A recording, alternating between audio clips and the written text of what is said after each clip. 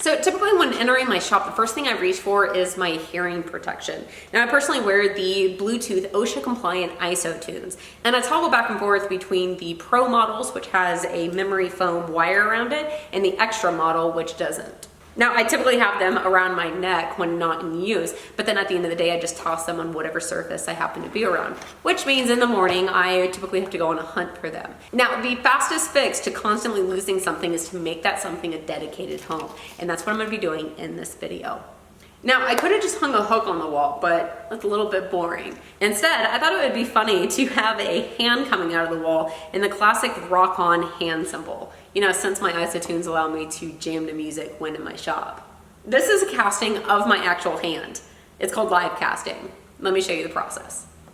This project does make a mess, and since I anticipated that, I set up a workstation of 2 plastic tables. I grabbed a pail of water, some small plastic trash cans, and some mixers to throw in a drill. However, lesson learned, don't use these mixers. It ruined the batch for whatever reason. Maybe it mixes it together too quickly or something.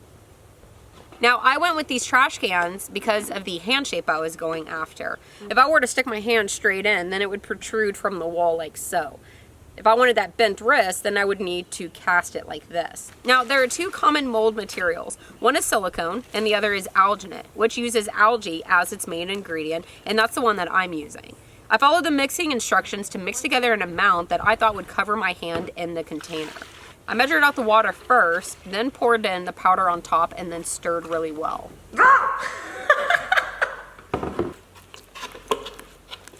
Now, when I formed my hand shape, I made sure not to leave this open space here. I tucked my fingers in nice and tight like this, and then stuck it in.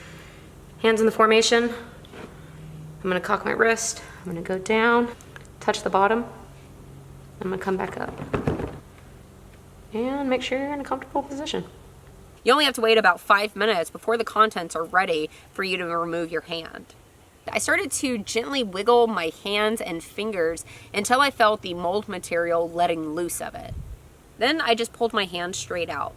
And now it's time to pour in plaster to make a cast. You'll want to immediately start the process for pouring in your plaster, so be sure you're ready to move to the step. I once again started off with the measured amount of water, then stirred in the powder on top.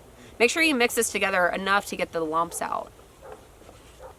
I poured in just enough to get into the fingers, then I took the container and rotated it around to try and make sure the plaster was coating all of the fingers without getting any big air bubbles trapped in. And then I filled it the rest of the way up. The next step is to try and get out as many of the air bubbles as possible. Now you can kind of shake the container, but I grabbed my small sawzall without a blade and used it to gently vibrate out the bubbles. Oh, and then the last thing before leaving it alone to set up, I grabbed a lag bolt and inserted it into the wrist, threads facing out, so that when it dries, I'll have a way to thread it into my wall. So skip ahead 1 hour and the mold and cast are ready.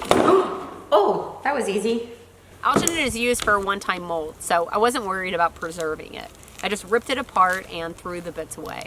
It's very easy to do. Oh look, you can see the wrinkles in my hands.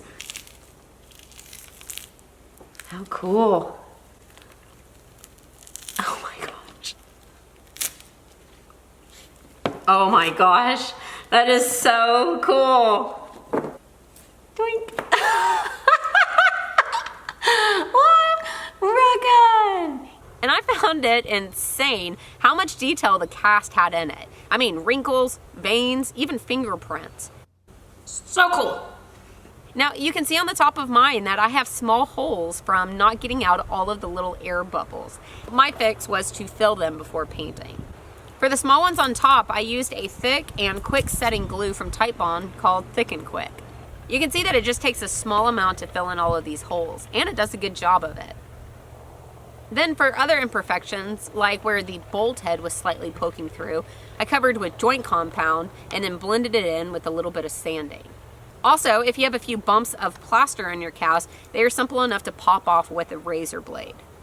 I let my hands set up overnight before applying a coat of paint to them. I went with a stone-like color on one and a chrome metal color on another.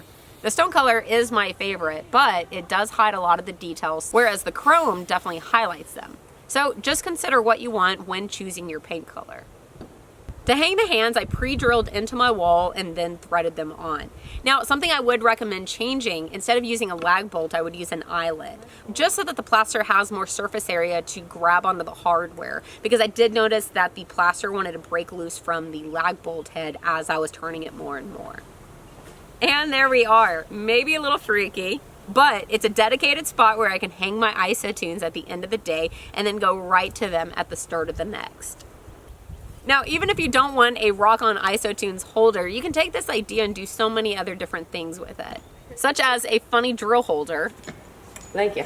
Maybe a dedicated backpack holder, or even a sweet casting of holding hands with somebody you love, which is what my parents asked to do when they saw my project on Instagram. Let's go! Go, Mama! Can I get any cuter? I hope that you enjoyed learning about the process and that you have fun casting if you actually tackle this project. Leave me a comment down below if you make something of your own. I'm really curious on what creative ideas people do. Don't forget that there's a link to everything I use down in the description, and I'll see you on my next project. Real quick, I want to say a big thank you to this video sponsor, which is HelloFresh. I absolutely love this sponsor because, as you can probably imagine, I love spending all of my free time in my shop building things, and something that constantly gets pushed to the side is cooking. HelloFresh makes it easy for people like me because they do all of the meal planning, the shopping, and the prepping.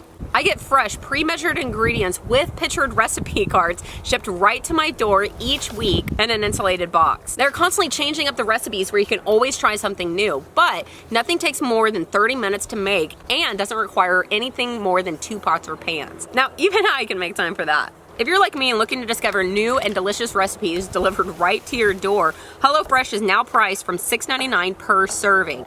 And if you go to HelloFresh.com and use my coupon code AprilWilkerson80 at checkout, then you'll get your first 8 meals for free. It is a wonderful yet convenient service. So get started eating well and get that time back to do more of what you love.